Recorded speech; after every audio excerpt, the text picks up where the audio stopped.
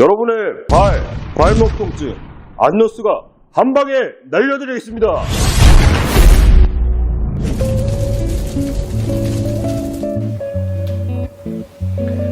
안녕하세요. 연세한강병원에서 발목 통증을 한 방에 알려드리는 안노스 안수영입니다. 환자분들이 처음 진료실에 들어와서 저는 발 뒤꿈치가 아파요 하시면서 족저근막염인 것 같아서 왔어요 하시는 분들이 많습니다. 그래서 아픈 위치를 짚어보라고 하면 생각보다 다양한 부위에 손을 짚으시는데요. 가장 많이 짚으시는 부분은 두 부분입니다. 신발에 닿는 이 부분을 아파하시는 분들이 있고요. 아래쪽 여기 발바닥 부위를 아파하시는 분들이 있습니다. 지금 이 부분이 다 뒤꿈치이긴 한데 뒤꿈치 위치에 따라 질환, 치료법이 다르기 때문에 통증의 정확한 위치를 찾는 것이 중요합니다. 그래서 오늘은 발 뒤꿈치의 부위별 통증의 특징 그리고 통증에 따른 질환에 대해서 설명해 드리려고 합니다. 먼저 발 뒤꿈치 가장 윗면, 이 부분은 신발의 솔기가 닿는 면이죠. 이 부분은 아킬레스 힘줄이 붙는 부위입니다. 아킬레스 힘줄염, 특히 아킬레스 힘줄 부착부에 생기는 염증으로 오래 걸으면 이 부위가 붓고 아픕니다. 걸으면 걸을수록 이 부분이 더 붓게 되고 신발에 닿아서 더 아프게 됩니다. 이런 경우는 뒤꿈치가 없는 슬리퍼를 신으면 덜 아파하는 게 신발에 따른 통증의 특징입니다. 아침에 일어나서 첫발 디딜 때 많이 아프고 좀 걷다 보면 괜찮아지다가 일정 수준 이상으로 걸으면 다시 통증이 생기는 게 특징입니다. 아킬레스 힘줄염의 원인은 이제 크게 두 가지가 있는데 첫 번째로 과사용, 즉 많이 써서 생기는 질환입니다. 각자의 아킬레스 힘줄이 감당할 수 있는 수준 이상으로 걷거나 뛰거나 하면 아킬레스건에 미세하게 손상이 생기게 되고 그 손상으로 인해서 염증 반응이 일어나게 됩니다. 그리고 두 번째로는 아킬레스건이 타이트한 경우입니다. 아킬레스건이 타이트해서 팽팽하게 당겨지면 힘줄에 가해지는 힘이 증가하기 때문에 쉽게 잘 찢어지게 됩니다. 선천적으로 아킬레스건이 짧은 경우도 있고 나이가 들면서 아킬레스건이 뻣뻣하게 굳어서 짧아진 경우도 있습니다. 이거를 확인하는 방법은 쪼그려 앉기가 잘 안 되시거나 무릎을 쭉 핀 상태에서 발목을 위쪽으로 발등면 쪽으로 올렸을 때 10도 이상 잘 안 올라가면 아킬레스건이 타이트한 겁니다. 아킬레스 힘줄염의 치료는 스트레칭부터 해서 주사, 약물, 보조기, 깔창, 체외 충격파, 수술에 이르기까지 여러 가지 방법이 있습니다. 이 중에서 가장 중요한 치료 방법은 스트레칭인데 스트레칭을 하지 않으면 아무리 좋고 비싼 치료를 해도 낫지 않습니다. 아킬레스 힘줄염에 필요한 스트레칭 방법에 대해 말씀드리면 먼저 무릎을 편 상태에서 발 앞쪽에 수건을 걸어서 발등 방향으로 쭉 당겨줍니다. 무릎 뒤쪽과 종아리가 시원하고 당기는 느낌이 드실 겁니다. 아침에 일어나서 첫발 디디기 전에 루틴으로 스트레칭을 하고 발을 디뎌 보십시오.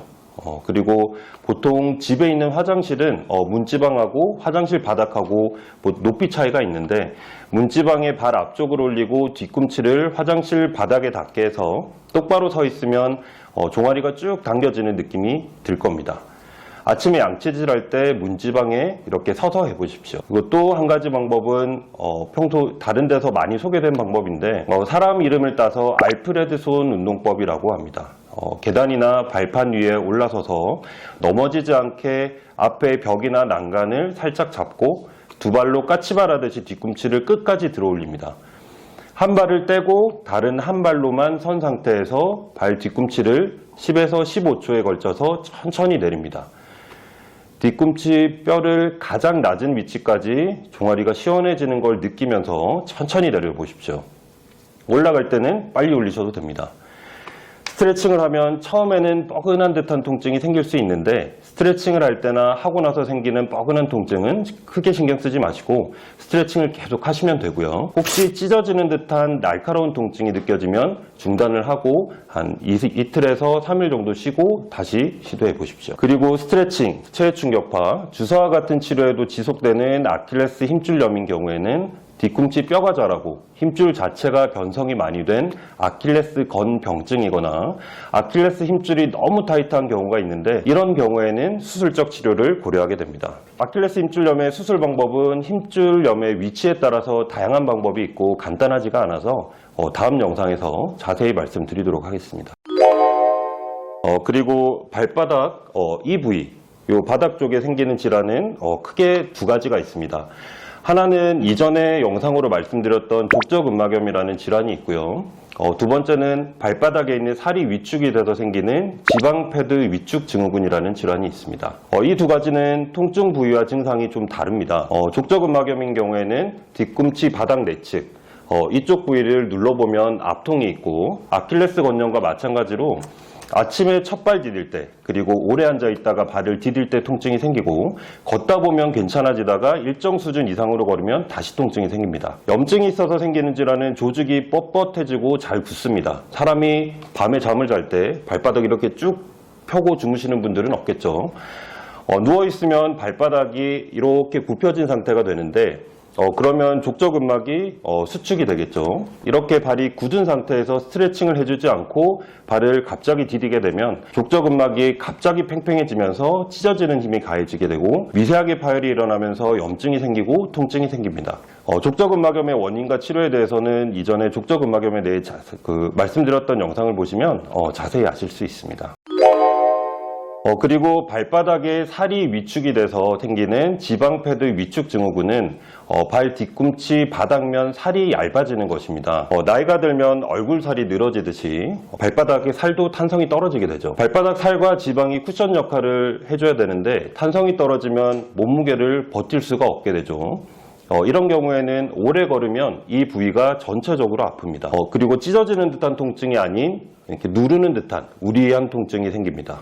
그래서 걸으면 걸을수록 더 아프고 쉬면 괜찮아집니다. 이렇게 지방패드 위축 증후군 같은 경우에는 자고 일어나서 통증이나 오래 앉아 있다가 디뎠을 때 통증이 나타나진 않고 걸을수록 통증이 발생하게 됩니다. 뒤꿈치에 있는 지방패드가 빵빵하게 받쳐줘야 충격도 줄이고 아프지 않은데 나이가 들면 대부분의 발에 있는 지방패드가 줄어들게 됩니다. 발의 노화 현상으로 보시면 되는데 얇아진 발바닥은 사실 다시 되돌리기가 힘듭니다. 그래서 발 뒤꿈치에 충격을 줄여주는 것이 치료 방법인데 밑창이 얇은 플랫슈즈나 하이힐, 구두와 같이 딱딱한 신발을 신지 말고 쿠션이 충분히 있어서 뒤꿈치를 보호해줄 수 있는 신발을 신으시고 실내에서도 맨발로 다니지 말고 쿠션이 충분히 있는 푹신푹신한 실내화를 꼭 신고 다니시기 바랍니다. 그리고 지금 보여드리는 것이 실리콘 힐컵이라고 하는 것인데 이거를 사용할 수 있는데 실리콘이라서 이제 쿠션 역할을 해주기도 하고 모양이 컵처럼 이렇게 둥글게 생겨서 퍼져 있는 지방을 모아주는 역할도 합니다. 그리고 발을 직접 찍어서 맞춤 깔창을 사용해서 발 뒤꿈치의 부하를 발바닥에 전체적으로 고르게 분산을 시켜주는 방법도 있습니다.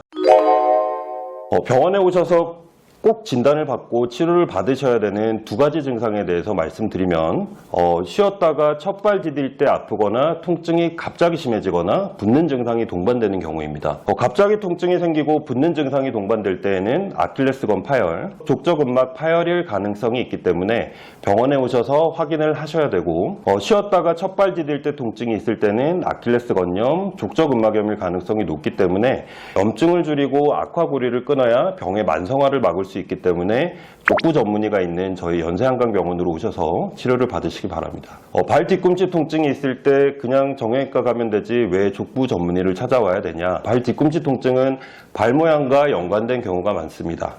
그 부위에 있는 염증만 치료한다? 그럼 당연히 그 부위에 주사하고 체해 충격파하고 먹는 약 먹고 일반 정형외과 선생님들 다 잘 하십니다. 근데 그 염증이 왜 생겼냐 이거죠. 일을 많이 해서 과사용에 의해서 생길 수도 있지만 아킬레스건이 짧은 경우 그리고 요족이 있거나 평발과 같이 발 모양이 안 좋아서 생길 수 있습니다.